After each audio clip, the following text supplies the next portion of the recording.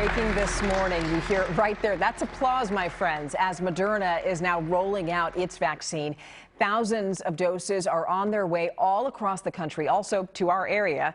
And to help us understand this latest tool in the fight against the pandemic, we're going to bring in our friend and our medical expert, Dr. Arnold Baskies. He's the past chairman of the National Board of Directors of the American Cancer Society and also chair of the Global Cancer Control Advisory Council. Good morning, Dr. Baskies. So happy to have you with us this morning. Good morning, Stephanie, and it's great to see you also. So let's talk about this newest vaccine from Moderna. It's the latest to be available, but we also know that there are more in the pipeline. So what do we know about them, and how much of a difference is all of this going to make? You know, Stephanie, you're absolutely right. It wasn't so long ago that we were wondering if there would ever be a vaccine that could protect us from COVID. And now we have two vaccines which are safe and 95% effective in terms of protection.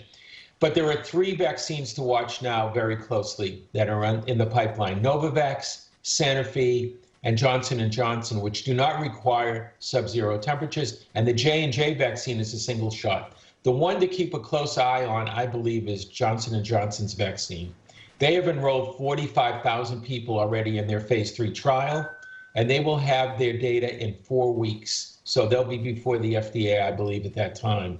I expect that in January that we will have the results of their phase 3 trials, and that with these vaccines coming on board, there will be enough vaccines for all of us, I believe, within the next 90 days. So I think we're in a good run here.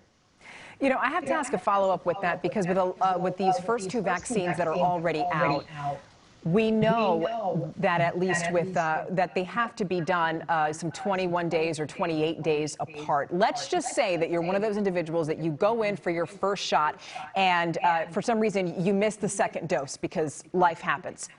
What does that mean as far as your inoculation? Are you protected?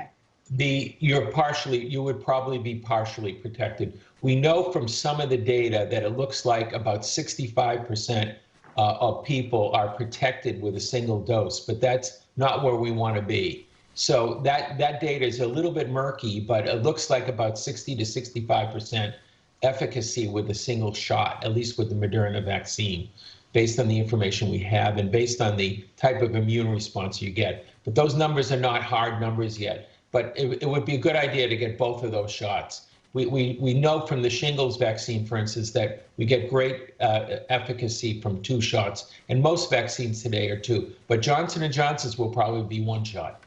Okay, just one final question here. We have the first at-home testing kit for COVID, which is just incredible. So how is this going to help? Walk us through this.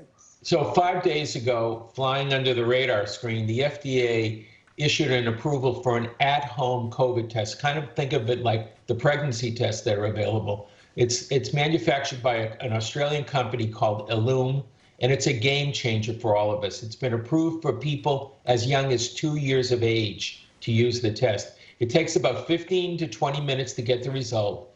And unlike other similar products, which are only supposed to be used by people with symptoms of COVID, this test is authorized by the FDA for people with or without symptoms, and it's 95% accurate.